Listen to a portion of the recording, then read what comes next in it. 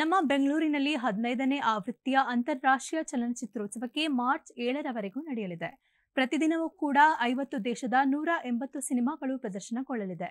ಅದರಲ್ಲಿ ನಮ್ಮ ಹೆಮ್ಮೆಯ ನಮ್ಮ ಕನ್ನಡದ 30 ಸಿನಿಮಾಗಳು ಕೂಡ ಇದೆ. ಈಗಾಗಲೇ ಬೇರೆ ಬೇರೆ ದೇಶದ ಕಲಾವಿದರು ಚಲನಚಿತ್ರೋತ್ಸವಕ್ಕೆ ಆಗಮಿಸಿದ್ದಾರೆ. ಒರೈನ್ ಮಾಲ್ನಲ್ಲಿ ನಡೆದ ಮೊದಲ ದಿನ ಚಲನಚಿತ್ರ ಪ್ರದರ್ಶನ ಹೇಗಿತ್ತು, ಯಾವೆಲ್ಲ ಸೆಲೆಬ್ರಿಟಿಗಳು ಆಗಮಿಸಿದ್ರು, ನಮ್ಮ ಪ್ರತಿನಿಧಿ ಅವರ ಜೊತೆ ಮಾತನಾಡಿಸಿದ್ದಾರೆ. ಬನ್ನಿ ನೋಡೋಣ.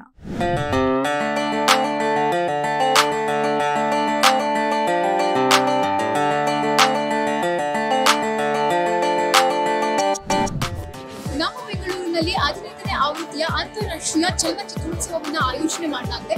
ನಿನ್ನೆ ಸಿಎಂ ಸಿದ್ದರಾಮಯ್ಯ ಅವರ ನೇತೃತ್ವದಲ್ಲಿ ಅದ್ದೂರಿಯಾಗಿ ಚಾಲನೆ ಕೂಡ ಸಿಕ್ಕಿದೆ. ಅದರಲ್ಲಿ 50 ದೇಶಗಳು ಹಾಗೆ 150ಕ್ಕೂ ಹೆಚ್ಚು ಸಿನಿಮಾಗಳು ಪ್ರದರ್ಶನ ಕೂಡ ಆಗ್ತಾ ಇದೆ. ನಾವೀಗ ಒರೈನ್ ಮಾಲ್ ನಲ್ಲಿದ್ದೀವಿ. ಸಿನಿ ಪ್ರೇಕ್ಷಕರು, ಸಿನಿಮಾಸಕ್ತರು ಏನ್ ಹೇಳ್ತಾರೆ ಬನ್ನಿ ಕೇಳೋಣ. ಯಾವ ಸಿನಿಮಾವನ್ನ ನೋಡಿ ಇವತ್ತು ಆಕ್ಚುಲಿ ಒಂದು ಇಂಟ್ರೊಡಕ್ಷನ್ ತರ ಅಂತ ಅನ್ಕೊಂಡಿದ್ದೀನಿ.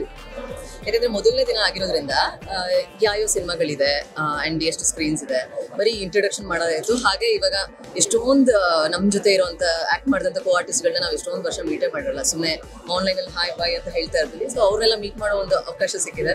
ಸೊ ಜಸ್ಟ್ ಇವಾಗ ಒಂದು ಇಂಟ್ರೊಡಕ್ಷನ್ ತರ ಫಸ್ಟ್ ಡೇ. ಎನಿವೇ 7ನೇ ತಾರೀಕುವರೆಗಿದೆ. ಸೊ ಆಬ್ವಿಯಸ್ಲಿ ಒಂದಷ್ಟು ಸಿನಿಮಾ ನೋಡೋ ಪ್ಲಾನ್ಸ್ ಇದೆ. ನಾರ್ಮಲ್ ಡೇಸ್ ಅಲ್ಲಿ ಸಿನಿಮಾ ನೋಡೋದು ಇದ್ದೇ ಇರುತ್ತೆ, ಬಟ್ ಇವತ್ತು ಎಷ್ಟು ಸ್ಪೆಷಲ್ ನಿಮಗೆ?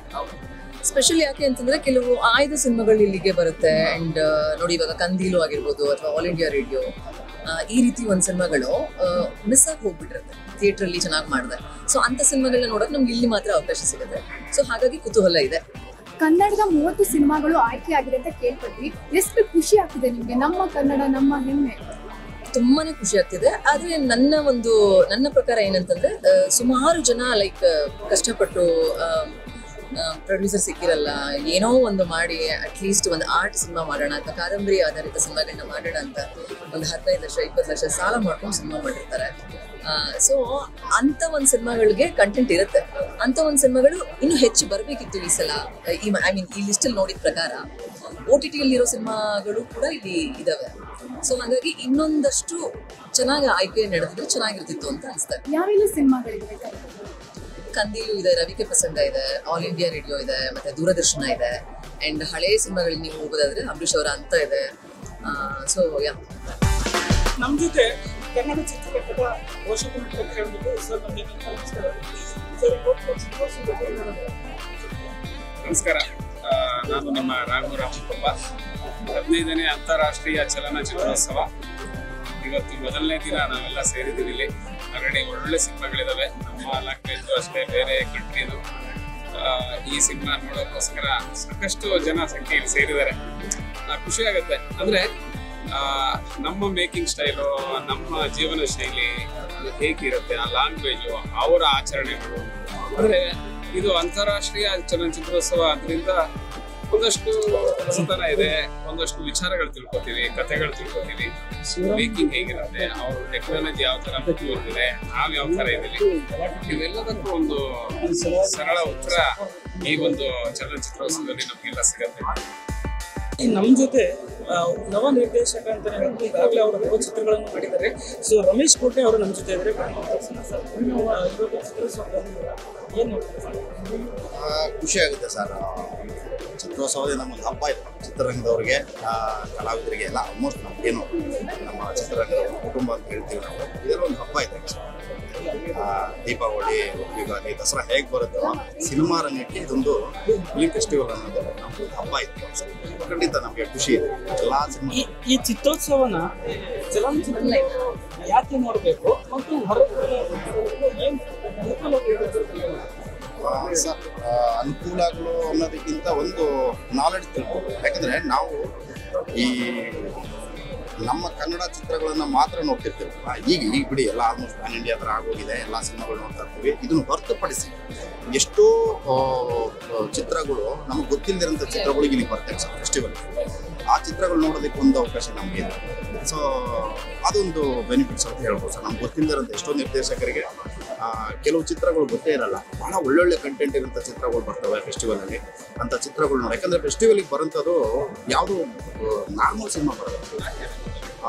ಯಾಕಂದರೆ ಜೂರಿಗಳು ಆಯ್ಕೆ ಮಾಡ್ಕೊಂಡು ತಗೊಂಥ ಚಿತ್ರ ಯಾವುದು ಸಣ್ಣದಿರಲ್ಲ, ಇದು ನಾರ್ಮಲ್ ಒಂದು ಕತೆ ಎಳೆದಿರೋಂಥ ಒಂದು ಚಿತ್ರ ಇರಲ್ಲ, ಒಳ್ಳೆ ಕಂಟೆಂಟ್ ಇರೋಂಥದ್ದು. ನಮ್ಮ ನಿರ್ದೇಶಕರಿಗಾಗಿರ್ಬೋದು ಮತ್ತು ಕಲಾವಿದರಿಗಾಗಿರ್ಬೋದು ಎಲ್ಲರಿಗೂ ಒಂದು ತಿಳ್ಕೊಳ್ಳುವಂಥ ಚಿತ್ರಗಳು, ಕಲಿಯುವಂಥ ಚಿತ್ರಗಳು ಅಂತ ಭಾಳ ಇರ್ತವೆ, ನೋಡಿ ತಿಳ್ಕೊಳ್ಳೋಂಥವು ಭಾಳ ಇರ್ತವೆ. ಅಂಥದಕ್ಕೆ ನಮ್ಮ ನಿರ್ದೇಶಕರಿಗೆ, ಕಲಾವಿದರಿಗೆ, ಚಿತ್ರರಂಗದವ್ರಿಗೆ ಭಾಳ ಒಂದು ಉಪಯೋಗ ಆಗುತ್ತೆ ಫೆಸ್ಟಿವಲ್. ಮತ್ತೆ ಬೆಂಗಳೂರು ಅಂತಾರಾಷ್ಟ್ರೀಯ ಚಲನಚಿತ್ರೋತ್ಸವ ಪ್ರಾರಂಭವಾಗೋದಕ್ಕೆ ಮುಖ್ಯ ಕಾರಣೀಭೂತರಾದಂಥ ನಿರ್ದೇಶಕರು ಮತ್ತು ಏನು ಒಂದು ಅವಾರ್ಡ್ ವಿನ್ನಿಂಗ್ ನಿರ್ದೇಶಕರು ಅಂತ ಹೇಳ್ಬೋದು, ಮತ್ತು ಚಲನಚಿತ್ರೋತ್ಸವದ ಇಲ್ಲಿ ಆಗ್ಬೇಕಾದ್ರೆ ರೂವಾರಿಗಳಂತ ಹೇಳಿದ್ರೆ ತಪ್ಪಾಗಲ್ಲ. ನಮ್ಮ ಜೊತೆ ಇದ್ದಾರೆ ನಾಗಭರಣ ಸರ್.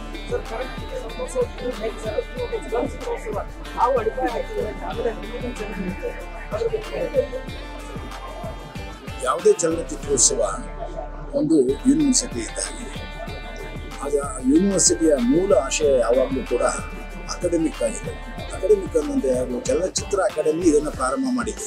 ಕರ್ನಾಟಕ ಸರ್ಕಾರ ಕನ್ನಡ ಚಲನಚಿತ್ರ ಅಕಾಡೆಮಿಗೆ, ಕರ್ನಾಟಕ ಚಲನಚಿತ್ರ ಅಕಾಡೆಮಿಗೆ ಇದನ್ನು ವಹಿಸಿದ್ದು, ಅದೇ ಪ್ರಾರಂಭ ಮಾಡಿದೆ. ಕಾರಣಾಂತರಗಳಿಂದ ಈಗ ಸರ್ಕಾರವು ಅದರಲ್ಲಿ ಇದೆ, ಅದು ಅವರೇ ಲೀಡ್ ಮಾಡ್ತಿದ್ದಾರೆ. ಅದಕ್ಕೆ ಯಾಕೆಂದರೆ ಈಗ ಚೇರ್ಮನ್ ನಿನ್ನೆ ಆಗಿದ್ದಾರೆ. ಸೊ ಹಾಗಾಗಿ ಒಟ್ಟು ಕರ್ನಾಟಕ ಚಲನಚಿತ್ರ ಅಕಾಡೆಮಿಯ ಆಶಯ ಈ ರೀತಿಯ ಫೆಸ್ಟಿವಲ್ಗಳನ್ನ ಮಾಡೋದು, ಅಲ್ಲದೆ ವರ್ಕ್ಶಾಪ್ಗಳನ್ನ ಮಾಡೋದು, ಅಲ್ಲದೆ ಪ್ರತಿಯೊಂದು ಜಿಲ್ಲೆಯಲ್ಲಿಯೂ ಕೂಡ ಸಪ್ತಾಹಗಳನ್ನು ಮಾಡಿ ಅದರ ಮುಖಾಂತರ ವಿಜುವಲ್ ಲಿಟ್ರಸಿ ಅಂತ ಒಂದು ಕರಿತೇವೆ ನಾವು. ಇತ್ತೀಚೆಗೆ ಅದು ಬಹಳ ಪಾಪ್ಯುಲರ್ ಆಗ್ತಾ ಇದೆ. ನಮ್ಮಲ್ಲಿ ವಿಜುವಲ್ ಲಿಟ್ರಸಿ ಎಷ್ಟು ಇಂಪಾರ್ಟೆಂಟ್ ಅಂತಂದರೆ, ನೀವೆಲ್ಲವನ್ನ ಈಗ ದೃಶ್ಯ ಮಾಧ್ಯಮದ ಮುಖಾಂತರ ಬರಿತಾ ಇದ್ದೀರಾ, ಇದನ್ನ ನೋಡ್ತಾ ಇಲ್ಲ, ಓದ್ತಾ ಇದ್ದೀರಾ. ಈ ಎಲ್ಲ ಓದು ಮತ್ತು ಬರವಣಿಗೆ ಆಗೋದು ಈಗ ದೃಶ್ಯ ಮಾಧ್ಯಮದ ಮುಖಾಂತರ. ಅದರಿಂದ ಅದನ್ನು ಕಲಿಯುವಂತಹ ಕೆಲಸವನ್ನ ಈ ಯೂನಿವರ್ಸಿಟಿ ಮಾಡಿಕೊಡುತ್ತೆ. ಸೊ ಅದನ್ನ ತುಂಬ ಚೆನ್ನಾಗಿ ಬಹಳಷ್ಟು ಜನ ನಮ್ಮ ಹುಡುಗರು ಎಲ್ಲ ಅಸೋಸಿಯೇಟ್ ಡೈರೆಕ್ಟರ್ಗಳು, ಅಸಿಸ್ಟೆಂಟ್ ಡೈರೆಕ್ಟರ್ಗಳೇ ನೋಡಬೇಕು ಅಂತೇನಿಲ್ಲ. ಸಿನಿಮಾಗೆ ಸಂಬಂಧಪಟ್ಟ, ಸಿನಿಮಾವನ್ನು ಪ್ರೀತಿಸುವ, ಸಿನಿಮಾವನ್ನು ಆಹ್ವಾನಿಸಿಕೊಳ್ಳುವಂಥ ಪ್ರತಿಯೊಬ್ಬರೂ ಕೂಡ ಈ ಫೆಸ್ಟಿವಲ್ನ ಅಟೆಂಡ್ ಮಾಡಬೇಕು. ದಯವಿಟ್ಟು ಜಾಸ್ತಿ ಜನ ಬರೋದಕ್ಕೆ ಹೇಳಿ, ತುಂಬ ತುಳುಕ್ತಾ ಇರ್ತಾರೆ. ಪ್ರತಿ ಬಾರಿ ಚಲನಚಿತ್ರೋತ್ಸವ ನಡೆದಾಗ ಕನ್ನಡದ ಚಲನಚಿತ್ರ ಏನು ನಟರು ನಟಿನಿಯರು ಏನು ಬರಲ್ಲ ಅನ್ನೋ ಒಂದು ಮಾತು ಗೊತ್ತಿದ್ರೆ ಅವ್ರ ತಪ್ಪು, ನಮ್ಮ ತಪ್ಪ. ಯಾರಿಗೆ ಕಲಿಯುವ ಆಸೆ ಇದೆಯೋ ಅವ್ರು ಬರ್ತಾರೆ. ಯಾರು ಕಲಿತು ಬಿಟ್ಟಿದ್ದಾರೋ ಸರ್ವಜ್ಞರು, ಏನು ಮಾಡೋಕ್ಕಾಗಲ್ಲ.